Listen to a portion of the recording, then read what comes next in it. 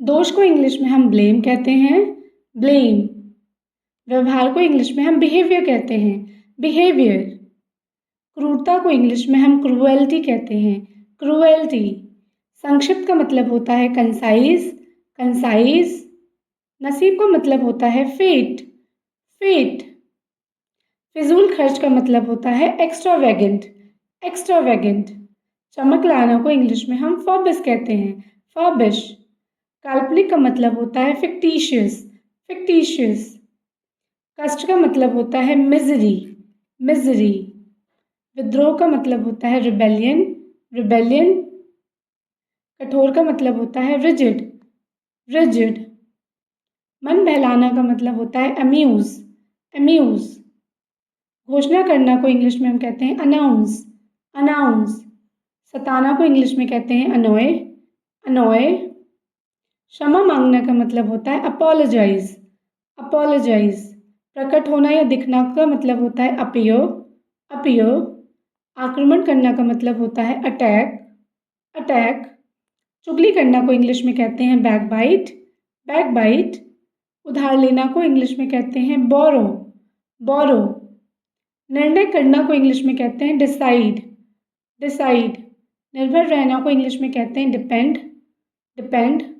तबाह करना को इंग्लिश में कहते हैं डिस्ट्रॉय, डिस्ट्रॉय। डिग को इंग्लिश में कहते हैं गड्ढा करना या खोदना। घसीटना को इंग्लिश में कहते हैं ड्रैग, ड्रैग। जलाना को इंग्लिश में कहते हैं इग्नाइट, इग्नाइट। थोपना को इंग्लिश में कहते हैं इम्पोज, इम्पोज। प्रभावित करना को इंग्लिश में कहते हैं इम्प्रेस, इम्प्रेस। नियत रखना या इरादा रखना को कहते हैं इंटेंड। खटखटाना को इंग्लिश में कहते हैं नॉक, नॉक। बुनना को इंग्लिश में कहते हैं नेट, नेट। गोद को इंग्लिश में कहते हैं लैप, लैप। उठाना को इंग्लिश में कहते हैं लिफ्ट, लिफ्ट। मिलाना को इंग्लिश में कहते हैं मिक्स, मिक्स।